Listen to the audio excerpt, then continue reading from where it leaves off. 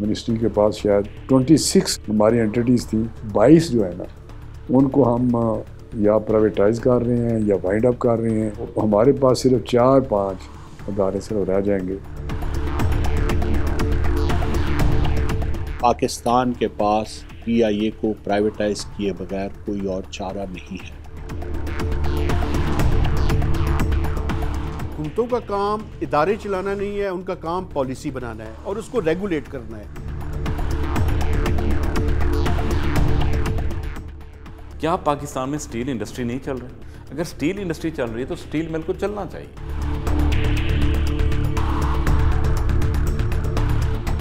Structure है वो बहुत हैवी है और IMF को भी इसलिए रिजर्वेशंस हैं कि आप इसमें राइट साइजिंग करें, डाउन साइजिंग करें।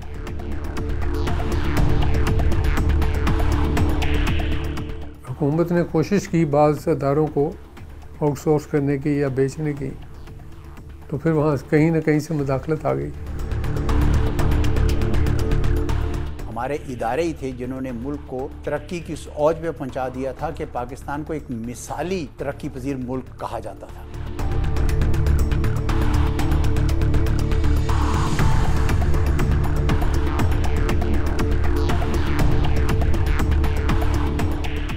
किसी सियासी हुकूमत ने इन इदारों के बारे में कभी ऐसा सोचा नहीं कि ये head of the line, head of the art institution बने।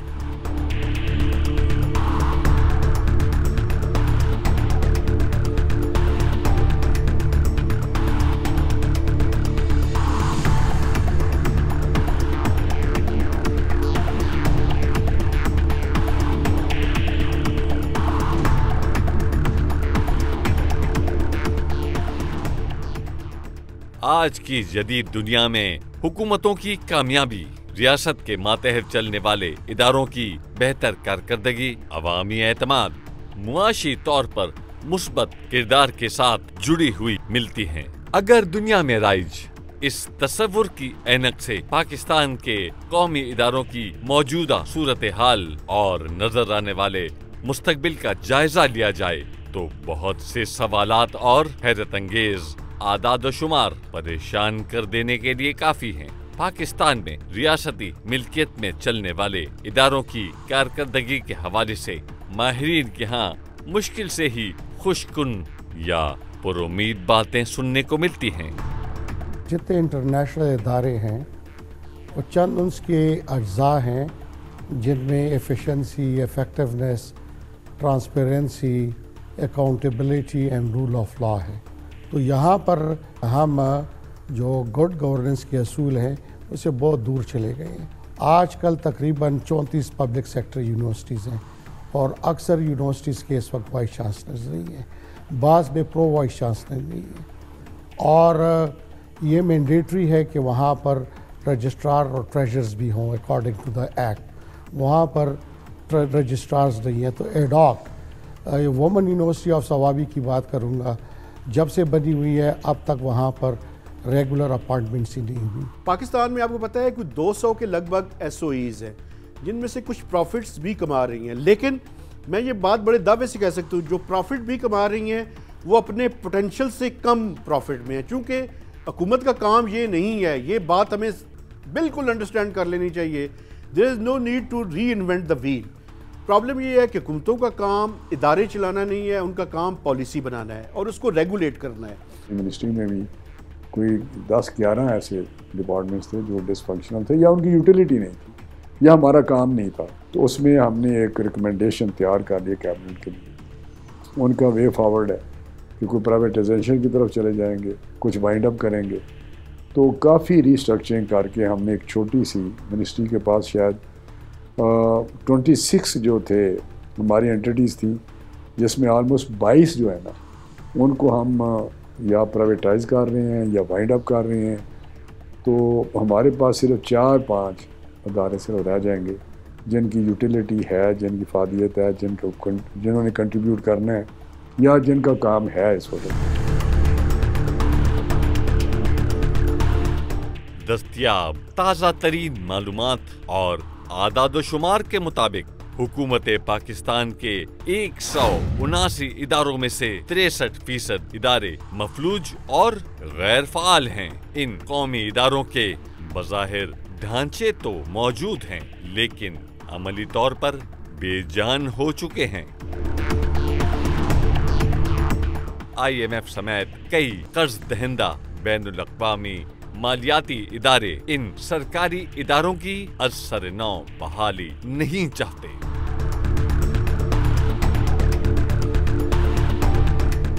इन कौमी इदारों के बेजान हो जाने का अंदाजा लगाने के लिए ये काफी है कि पिछले एक साल में 8 बड़े कौमी इदारों का मजमूई खसारा 2,900 अरब रुपए से तजावुज कर चुका है।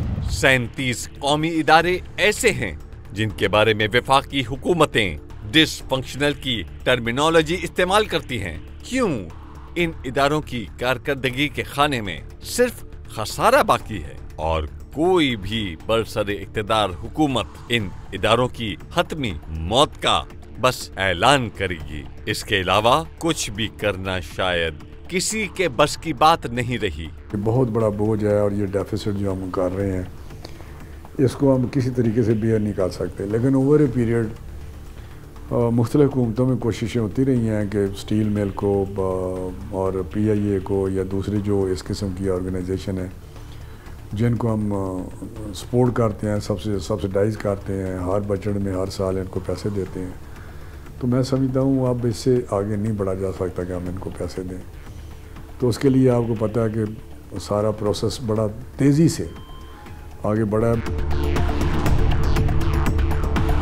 पाकिस्तान स्टील मिल्स को सालों से मुख्तलिफ मसाइल का सामना रहा है, जिसकी वजह से ये गैर फाल हो चुकी है। इसके मजमूई माली नुकसानात 600 अरब रुपए से तजावुज कर चुके हैं, जिनमें 224 अरब रुपए ऑपरेशनल नुकसानात और 335 अरब रुपए वाजिबुल अदा अदायगियां शामिल हैं। इन अवामिल से पाकिस्तान स्टील मिल्स की माली सूरत हाल की संगीनी और फौरी हल के लिए मुअस्सर इक़दामात की जरूरत वाज़े होती है।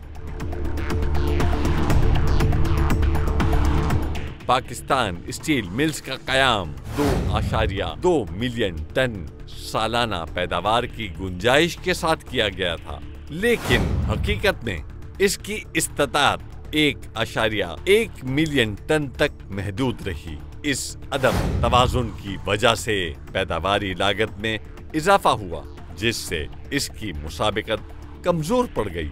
वक्त के साथ साथ माली और इंतजामी बदइंतजामी ने मिल की हालत और भी बिगाड़ दी और हुकूमती कोशिशों के बावजूद इसकी बहाली मुमकिन न हो सकी। 2008 से 2014 हुकूमत ने 59 अरब रुपए की माली मुआवनत फराहम की, लेकिन नुकसानात 2014 से 2022 तक 118.7 अरब रुपए तक पहुंच गए। 2015 से 2020 गैस की बंदिश के बाइस 2015 में ऑपरेशन मुअत्तल हो गए, जिससे 2020 तक मजमूई नुकसानात 200 अरब रुपए तक पहुंच गए। 2020 से 2024 के पहले 6 माह में मिल को मजीद 67 अरब रुपए का नुकसान हुआ। 2020 से 2024 तक मजमूई नुकसानात 600 अरब रुपए से तजावुज कर चुके थे।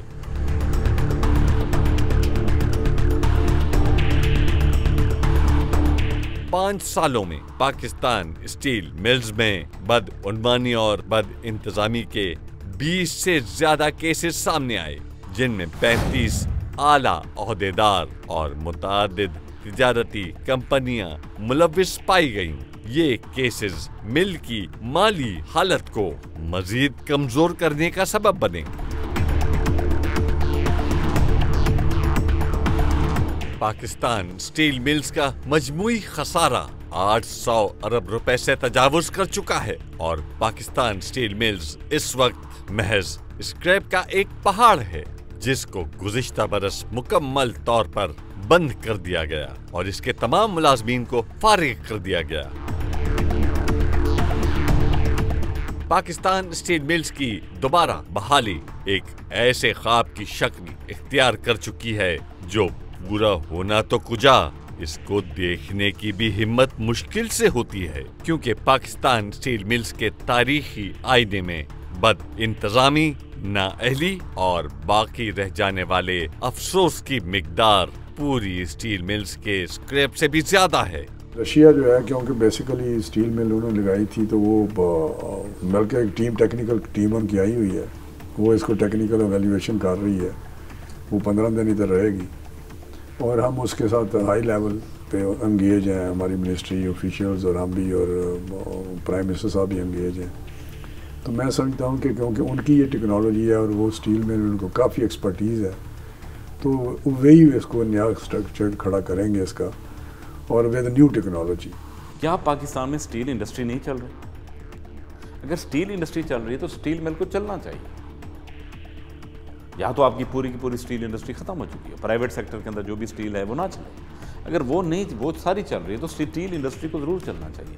इसका मतलब है कि आपका इंडस्ट्रियल पोटेंशियल बरकरार है, लेकिन आपके उस खास यूनिट का जो मार्केटिंग स्ट्रेटेजी है या उसकी प्रोडक्शन स्ट्रेटेजी है वो उसके साथ तालमेल नहीं कर सकती। स्टील मिल के लिए चाइनीज कुछ इंटरेस्टेड थे, रशियन इंटरेस्टेड हैं इसके अंदर भी, या नई कोई स्टील मिल लगाने के अंदर भी। ये कोई इतना आसान हल नहीं है, लेकिन मैं कहता हूं कि आप डिसीजंस करें। डिसीजंस बाज़ दफ़ा गलत भी डिसीजंस हो सकते हैं, लेकिन इनडिसाइसिवनेस का अगर आप शिकार रहेंगे तो उसकी कॉस्ट पाकिस्तान के लिए ज्यादा है। पाकिस्तान स्टील मिल्स, जिसके बारे में ये तासुर आम है कि ये जिस हाल को पहुंच चुकी है वहां से वापसी मुमकिन नहीं, और हर तरफ से यही आवाज बुलंद हो रही है कि इस इदारे की वजह से पाकिस्तान की मईशत बहुत मुतासिर हो रही है। स्टील मिल में एक सिंगल बिडर सिचुएशन थी जिस दिन मैं वज़ीर निजकारी बना, और वज़ीर निजकारी बनने के 15 दिन के अंदर अंदर मैंने SIFC और कैबिनेट से वो सारा प्रोसेस एनल करा दिया, सिर्फ इसी बुनियाद पे कि एक सिंगल बिडर के साथ बिडिंग प्रोसेस ना तो ट्रांसपेरेंट होगा और ना ही कंपेटिटिव होगा। और उसमें बैने ही यही सूरत हाल थी कि जो दूसरे 3 बिडर्स जिनके साथ सारा प्रोसेस चला था, टोटल 4 बिडर्स थे, उनमें से जो दूसरे 3 बिडर्स थे वो ज़्यादा पावरफुल बिडर्स थे, वो ज़्यादा पोटेंशियल वाले बिडर्स थे, वो एक एक करके निकल गए। और एक ऐसा पार्टी जिसका प्राइमरी काम जो है वो स्टील इंडस्ट्री से मुताल्लिक नहीं था लेकिन रियल इस्टेट से मुताल्लिक था, वो उस बिड प्रोसेस को कैरी कर रहा था। तो कैबिनेट ने और SIFC ने और CCOP ने मेरी इस बात से इत्तेफाक किया कि हाँ, ये बात सिंगल बिड हमें नहीं करनी चाहिए। सुप्रीम कोर्ट की तरफ से निजकारी के हवाले से अहम तरीन फैसले के बाद पाकिस्तान स्टील मिल्स को एक भारी बोझ ही तस्वुर किया जा रहा था, लेकिन वफाकी वजीर सनत व पैदावार राना तनवीर हुसैन एक नया इंकिशाफ कर रहे हैं कि पाकिस्तान स्टील मिल्स किस रूप में सामने आएगी। स्टील मिल को रिवाइव करने जा रहे हैं विद न्यू टेक्नोलॉजी, बल्कि उसको नया ही समझे कि नई स्टील मिल हम खड़ी कर रहे हैं। 3000 जो बिलियन जो अरब रुपया है उसमें इसका भी काफ़ी हिस्सा है स्टील मिल का। तो इसमें इंशाल्लाह आप देखेंगे कि ये भी एक वायबल और फिजिबल हो जाएगी, जैसे खसारे से निकल आएगी। सुप्रीम कोर्ट उस टाइम इसको ना जो है वो प्राइवेटाइजेशन को रोकता, तो मैं फिगर्स के साथ आपको बता सकता हूँ, टैक्स पेयर्स हैं उनका कोई 250 अरब रुपए से ज़्यादा का लॉस हो चुका है, शायद ये 300 अरब रुपए से भी ज़्यादा का हो। तो ये आपने प्राइवेटाइजेशन को रोका, बज़ाहिर उस टाइम ये महसूस होता कि आप पाकिस्तान को और पाकिस्तान की असासों को बचाना चाहते हैं, लेकिन प्रैक्टिकली देखें तो पाकिस्तान का 300 अरब रुपए का लॉस हो गया और स्टील मिल आज बंद भी है। कौमी एयरलाइन PIA का मजमूई खसारा 850 अरब रुपए से तजावुज कर चुका है और इसकी निजकारी की कोशिश बुरी तरह नाकाम हो चुकी है। यूरोपीय ममालिक की तरफ से PIA की परवाजों पर आयद पाबंदी हटाए जाने के बाद उम्मीद की एक किरण रोशन हुई है, लेकिन इदारे का खसारा जरूरत से कहीं जायद मुलाजमीन की सियासी बुनियादों पर भर्तियां, बेतहाशा इंतजामी मसाइल और जदीद हवाबाजी के तकाजों से पीछे रह जाने वाली कौमी एयरलाइन का मुस्तकबिल क्या होगा, सब कुछ अंधेरे में है। ये इंशाल्लाह उस पर आप देखें कैबिनेट ने फैसला किया है, तो आने वाले दिनों में आप इसको तेज़ी से प्राइवेटाइज होता देखेंगे और सही टर्म्स एंड कंडीशन पे, सही वैल्यू पे ये प्राइवेटाइज होगी। ये जो प्रोसेस है प्राइवेटाइजेशन का, ये इतना कमरसम है और इतने उसका बनाया हुआ है, मेरा ट्रांसपेरेंसी के लिए बनाया होगा कि शफाफियत आए और उस पर मेरिट हो और कोई उंगली ना उठा सके प्राइवेटाइजेशन पे। लेकिन शफाफियत लाते लाते और सही करते करते वो प्रोसीजर इतना ज़्यादा कॉम्प्लिकेटेड है कि चीज़ें उससे मेरा आगे नहीं बढ़ती उस स्पीड से। पाकिस्तान के पास PIA को प्राइवेटाइज किए बगैर कोई और चारा नहीं है। पाकिस्तान की आवाम आगे ही बहुत बड़े बोझ तले स्टेट ओन एंटरप्राइजेस के दबी हुई है। मैं खाली PIA की बात नहीं कर, आप यकीन माने मेरी ये कन्विक्शन है और एक पाकिस्तानी की हैसियत से कन्विक्शन है कि पाकिस्तान का स्टेट ओन सेक्टर मास वाइज स्ट्रेटेजिक सेक्टर्स के टोटल प्राइवेटाइज हो जाना चाहिए। और ये बोझ अवाम, ये हम जो सुनते हैं ना जी कि 800 अरब का बोझ है, ये 800 अरब का बोझ नहीं है, ये कई हज़ार अरब रुपए का बोझ है जो डॉक्यूमेंटेड नहीं है। और उससे भी बहुत ज़्यादा, इससे भी ज़रा ज़्यादा बड़ा मसला ये है कि कई हज़ार अरब रुपए का पोटेंशियल जो इन सेक्टर्स में नया बिजनेस क्रिएट हो सकता है और जो प्राइवेट सेक्टर इनको अनेबल कर सकता है, उनको ये सरकारी हाथी और ये फैसला साजी का ना होना रोक के बैठा हुआ है। अगर PIA के तजर्बे को देखा जाए तो हुकूमत चीजें बेचने के भी काबिल नहीं रही। वजह क्या है? अगर PIA के एक्सपीरियंस को सामने रखें तो हुकूमत तो चीज़ें बेचने के काबिल भी नहीं रही।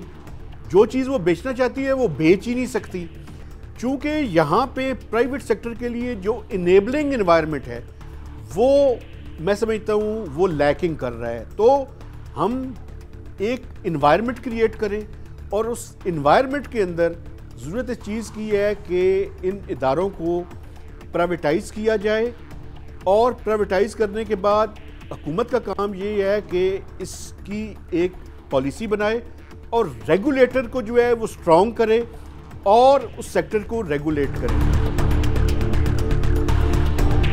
तवील अरसे से खसारे में चलने वाले इदारों में पाकिस्तान पोस्ट ऑफिस और यूटिलिटी स्टोर्स कॉरपोरेशन भी शामिल हैं, जिनके बारे में कहीं भी कोई उम्मीद अफजा बात सामने नहीं आती। इन दोनों कौमी इदारों को लगातार खसारे में चलाए रखने की हिकमत अमली जारी है। कर्ज देने वाले बैनुल अक़वामी मालियाती इदारे, खास तौर पर IMF, कर्जे की हर किस्त जारी करने से पहले इन इदारों के बारे में अपने तहफ़्फ़ुज़ात का इजहार भी साथ ही जारी कर देती है। इन दोनों कौमी इदारों का मजमूई खसारा 500 अरब रुपए के करीब है और जब तक इन इदारों की किस्मत का कोई हतमी फैसला नहीं होता, खसारा बढ़ता रहेगा। आपका जो स्ट्रक्चर है वो बहुत हैवी है और IMF को भी इसलिए रिजर्वेशंस हैं कि आप इसमें राइट साइजिंग करें, डाउन साइजिंग करें। फिर आपने एक एक मिनिस्ट्री के अंदर बेपनाह अदारे बनाए हुए हैं जिनकी ज़रूरत नहीं है। तो ये जो आपने रिडंडेंट ऑर्गेनाइजेशंस हैं उनको आप ख़त्म करें। आप जो है एक नेचर की कई अदारे हैं, उनको आप डुप्लीकेशन को ख़त्म करें। फिर आप ये भी देखें कि अब आप जब आउटसोर्सिंग कर रहे हैं तो फिर कौन कौन से अदारे हैं जो सर्विस ओरिएंटेड हैं, जिनकी ज़रूरत ही नहीं है। हुकूमत ने कोशिश की बाज़ अदारों को आउटसोर्स करने की या बेचने की, तो फिर वहाँ कहीं ना कहीं से मुदाखलत आ गई, वो अमल रोक दिया गया। कभी अदालती अमल आ गया, कभी सड़कों पे आके कोई बंदा मर गया, लॉ एंड ऑर्डर सिचुएशन हुई तो वो उसको सैबोटाज कर दिया, काम नहीं हुआ, खर्चा हो गया। मीन टाइम हालात बदल गए, फिर एक नई डायनामिक शुरू हो गई। सबसे बड़ा यह है कि जो अदारे नहीं भी काम कर रहे उनके मुलाजमीन को भी मुसलसल तनख्वाहें दी जाती।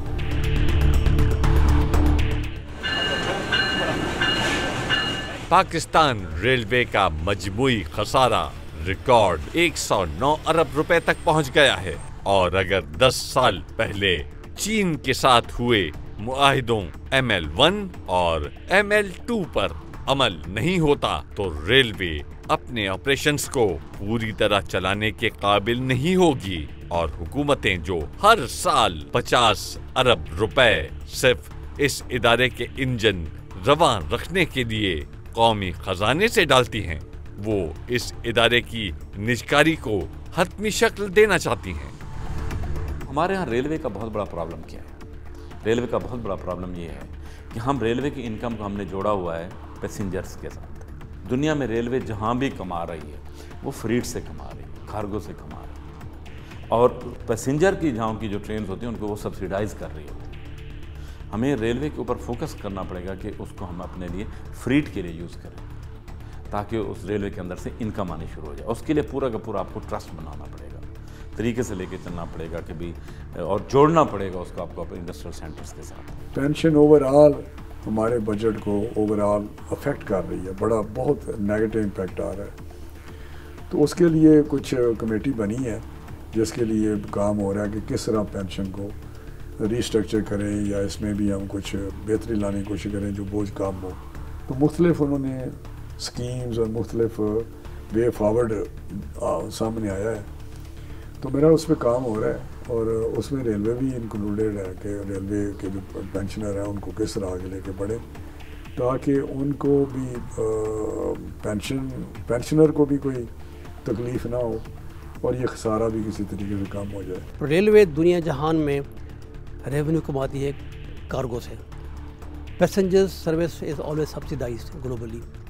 कार्गो से पैसा कमाती है, पैसेंजर पे सब्सिडाइज करती है। आपके मुल्क में जब तक कार्गो सर्विस सारी रेलवे के पास थी तो railway was thriving, passengers had good facilities. अब देखें कि काफ़ी ऐसे इदारे खड़े हो गए हैं जिन्होंने कार्गो का लोड सारा अपने ऊपर शिफ्ट कर दिया और रेलवे अब कार्गो मिलना मुश्किल हो गया। अब रेलवे के पास कार्गो नहीं है तो पैसा कहाँ से कमाएगी, स्टाफ को तनख्वाहें कहाँ से देगी, पैसेंजर को कैसे सर्विस देगी। बिला खौफ हम वो काम करेंगे जो नेशनल इंटरेस्ट में है। अगर आपका 550-600 अरब रुपए जो कम वसूल हो रहा है वो अगर ज़्यादा वसूल होना शुरू हो जाएगा तो उसका जो बेनिफिट है वो डायरेक्टली कंज्यूमर्स को जाएगा।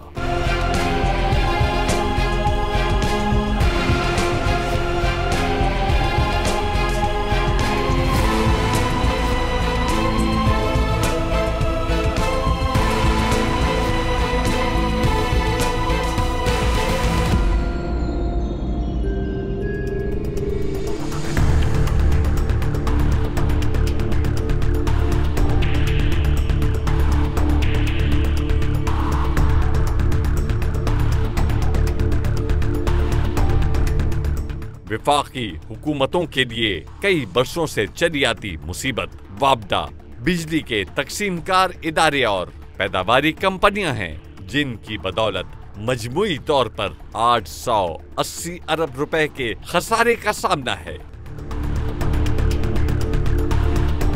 हर मौसम गर्मा में बिजली की कीमतें और बिजली पैदा करने वाली निजी कंपनियों को मुआहिदों के तहत अदा की जाने वाली भारी रकूम का तनाजा खड़ा हो जाता है।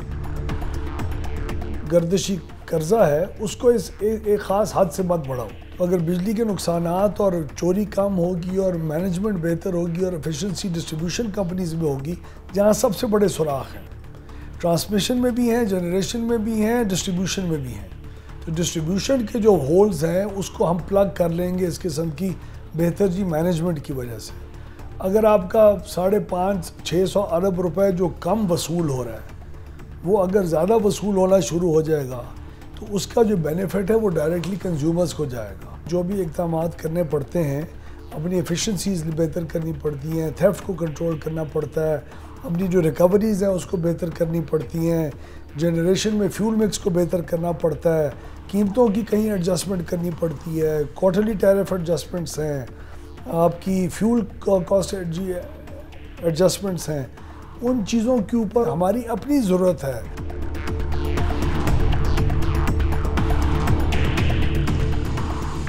बड़े पैमाने पर बद इंतजामी और नाअहली का अंदाजा लगाने के लिए ये काफी है कि सिर्फ पिछले 6 माह में 6,56,000 बिजली सार्फिन ने 670 अरब रुपए की बिजली चोरी की। दूसरी जानिब बिजली चोरी से माली खसारा नेपरा की मुकर्ररा हद से 660 अरब रुपए ज्यादा निकला। सिर्फ 20 अजला में एक साल के दौरान 140 अरब रुपए की बिजली चोरी का इंकिशाफ सामने आया।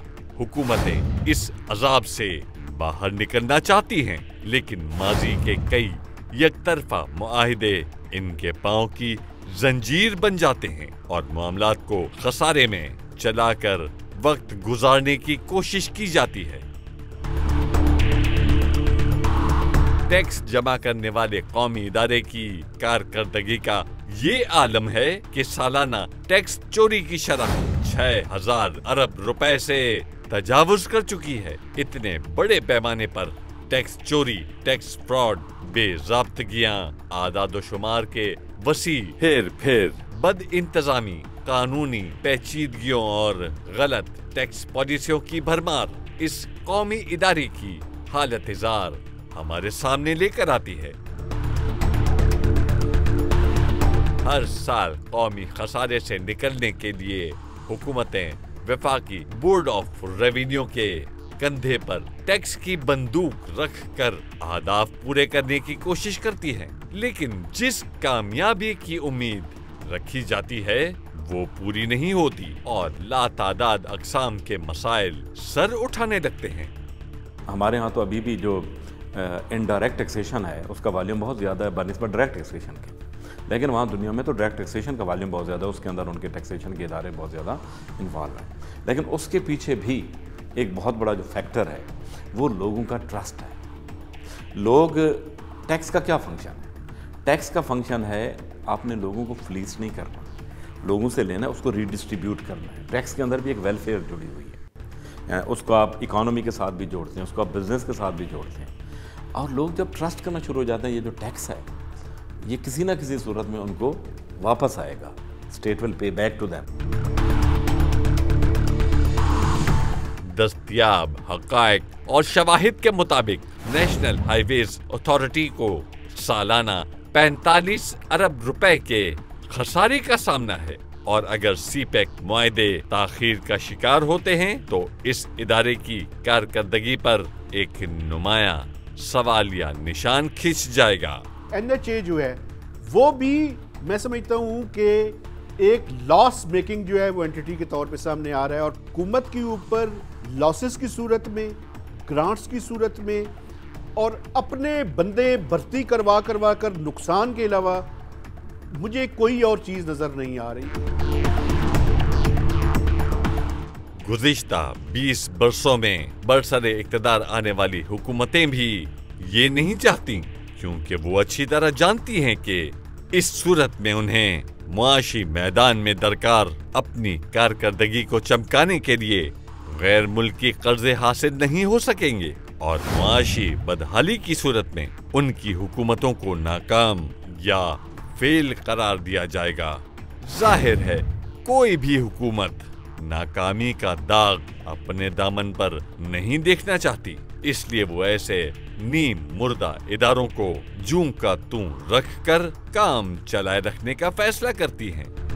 हमारे इदारे ही थे जिन्होंने मुल्क को तरक्की की उस औज में पहुंचा दिया था कि पाकिस्तान को एक मिसाली तरक्की पजीर मुल्क कहा जाता था।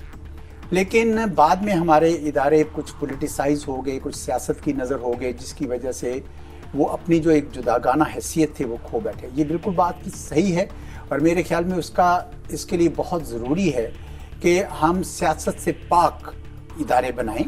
तो इस तरह जमहूरियत मजबूत होती है। अगर इदारे मजबूत हो तो पाकिस्तान में भी कोशिश यही करनी चाहिए हमें कि इदारों को डिसफंक्शनल ना होने दें, क्योंकि इससे यकीनन रियासत कमज़ोर होती है। किसी सियासी हुकूमत ने या सियासी अथॉरिटी ने जिसका कंट्रोल है सियासत के ऊपर, उन्होंने इन इदारों के बारे में कभी ऐसा सोचा नहीं कि ये head of the line, head of the art institution बने। जिन लोगों के हवाले इनकी वजारतें की गईं, उन लोगों ने अपने तई अपने वोटर्स को, अपने सपोर्टर्स को उन इदारों में भर्ती किया जो कि इंतहाई नाजायज़ मैं समझता हूँ। आउट ऑफ मेरिट जाके वो एक उन्होंने ओवर बम्बार्डमेंट की ह्यूमन रिसोर्स की।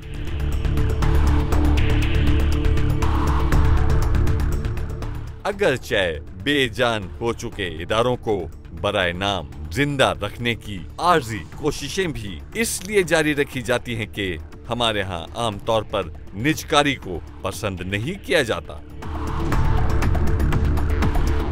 और यही समझा जाता है कि निजकारी एक तरह से नाअहली और करप्शन की सहूलतकारी जैसी चीज है।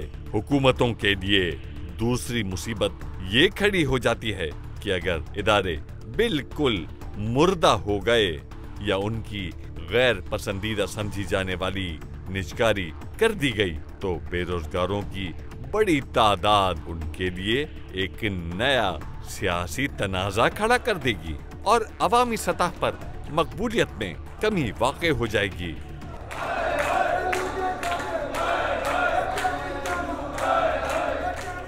बिला खौफ हम वो काम करेंगे जो नेशनल इंटरेस्ट में है, लेकिन ऑफ कोर्स के हम उसको मद्देनज़र रखते हुए ट्रांसपेरेंसी, रूल्स, रेगुलेशन, लॉज जो भी हैं उनको भी मद्देनज़र रखेंगे। उसमें नई रूह फूंकनी है प्राइवेटाइजेशन कमीशन को कि ये इसमें थोड़ी कैपेसिटी बिल्डिंग उसकी करें।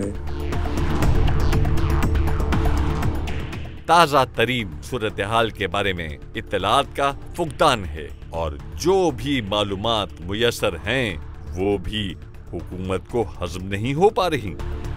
यहाँ पे एक्सेस टू इंफॉर्मेशन जो है वो बहुत बड़ा प्रॉब्लम है, डेटा का हसूल बहुत बड़ा मसला है, लेकिन जितनी भी रिपोर्टिंग हो रही है वो भी हुकूमत पाकिस्तान से डाइजेस्ट नहीं हो रही। मसलन मैं आपको मिसाल देता हूँ, अभी एक SOEs की रिपोर्ट जो है पहले 6 माह की, फाइनेंस मिनिस्टर कहती हैं कि वेबसाइट पे पड़ी है, आप वेबसाइट पे जाके देखें तो वहाँ पे मौजूद नहीं है। तो मेरे कहने का मतलब ये है कि ये पूरी तरह से जिस तरह से ये चीज़ें पब्लिक की इंफॉर्मेशन के अंदर होनी चाहिए वो नहीं है। और पहले कुछ सालों तक तो रेगुलरली SOEs की रिपोर्ट टाइम लैग के साथ आती थी, लेकिन आ रही थी।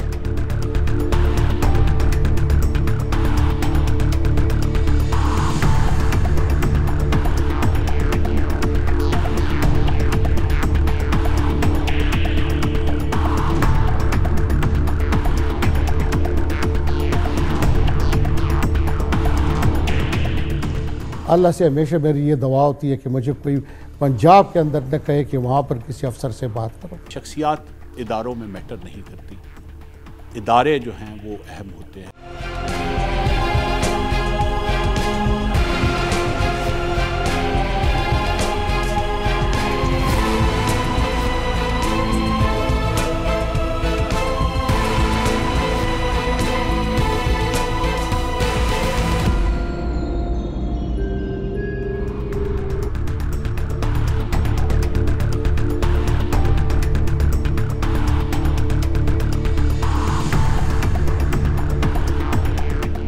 फर्स्ट विमेन बैंक लिमिटेड का कयाम 1989 में पाकिस्तान में वजीर आजम बेनजीर भुट्टो की क़यादत में हुआ। इसका मकसद ख़वातीन को मुआशी तौर पर खुद मुख्तार बनाना और उनकी मखसूस ज़रूरियात के लिए मालियाती खिदमात फराहम करना था। बैंक ने माइक्रो क्रेडिट से लेकर कॉरपोरेट कर्जों तक की खिदमात फराहम की और पाकिस्तान में ख़वातीन के लिए माइक्रो फाइनेंस के फरोग में कलीदी किरदार अदा किया।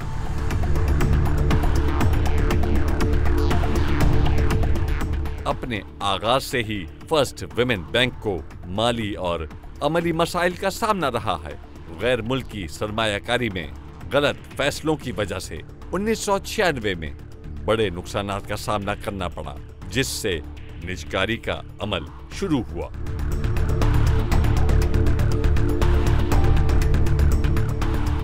1994, 2018, 2021 और 2023 में दोबारा निजकारी की कोशिशें हुई। इस इदारे की निजकारी के खिलाफ खवातीन की हामी तंजीमों और सियासी वजूहात की बिना पर ये अमल बार बार रोक दिया गया। खवातीन एक्शन फोरम जैसे इदारे का मौकिफ था कि निजकारी से खवातीन की खुद मुख्तारी को फरोग देने का किरदार कमजोर हो सकता है। फर्स्ट वुमेन बैंक का मालियाती मौकिफ अभी भी नाजुक है और मरकजी बैंक की जानिब से मतलूबा सरमाए की मुनासिबत को पूरा करने के लिए बार बार तब्दीलियां की जा रही हैं। 2021 तक बैंक का कैपिटल एडिकेसी रेशो 35.6% से कम होकर 30.3% हो गया, जबकि जमा शुदा रकम तकरीबन 25.5 अरब रुपए पर जमूद का शिकार रही। मरकजी बैंक ने बैंक की कम से कम सरमाए की जरूरत को 3 अरब रुपए तक कम किया, जिससे कुछ रिलीफ मिला, लेकिन इसके मालियाती इख्तियारात महदूद रहे। बैंक उस वक्त तक मुनाफे की तकसीम नहीं कर सकता जब तक कि उसका सरमाया 6 अरब रुपए तक ना पहुंच जाए। फर्स्ट जो विमेन बैंक है, ये सिंबल के तौर पर भी देखा जाता है, जहां पाकिस्तान की विमेन को एम्पावर किया जा रहा था। इसमें लाखों अकाउंट्स हैं, 28 अरब रुपए के इसके एसेट्स हैं, लेकिन अब हुकूमत ने, क्योंकि पिछले 2 साल से जो बरकरफ्तारी से निजकारी का अमल शुरू किया है, इस बैंक को गवर्नमेंट टू गवर्नमेंट एक एग्रीमेंट के तहत मुत्तहिदा अरब इमारात की हुकूमत चलाएगी और 80% के करीब शेयर मुत्तहिदा अरब इमारात के होंगे।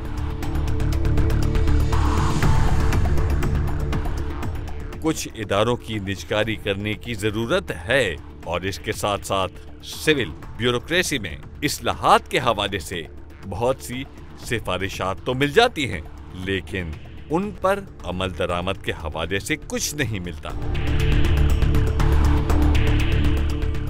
मेरे जैसे इंसान आईजी तक पहुंच नहीं कर सकता, मैं उससे टेलीफोन पे बात नहीं कर सकता।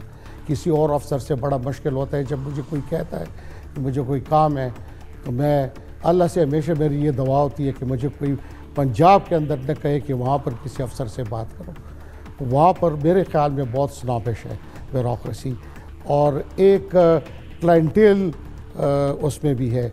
उसको वहाँ पर एक फ्यूडल स्ट्रक्चर है, उसके अंदर वो ऑपरेट कर रही है। एलिटिज़म वहाँ पर ज़्यादा है। शख्सियात इदारों में मैटर नहीं करती, इदारे जो हैं वो अहम होते हैं। और इदारे अगर हम चाहते हैं कि जी हमने वाकई पाकिस्तान को दुरुस्त समत में आगे लेके जाना है, तो आपको एक बेलाग एहतसाब का इदारा बनाना पड़ेगा, जो लोगों को उठा के जेलों में डाल के उनसे कागज़ों पर दस्तखत न करवाए, जो उनके वैलिड रिकॉर्ड्स को एक्सक्लूड करके झूठे केस न बनाए, जो नाम नहाद रिकवरियाँ अपने खातों में डाल के अरबों रुपए के अखराजात सरकारी ख़जाने से न करे, जो सिर्फ ये देखे कि यहाँ पे हमारे पास एक reasonable evidence of commission of a crime और पब्लिक लॉस मौजूद है, उसके ऊपर पहले उस जुर्म की बाकायदा तौर पे तफ्तीश की जाए, और जब वो साबित हो जाए तो उसके बाद लोगों को सज़ा दी जाए।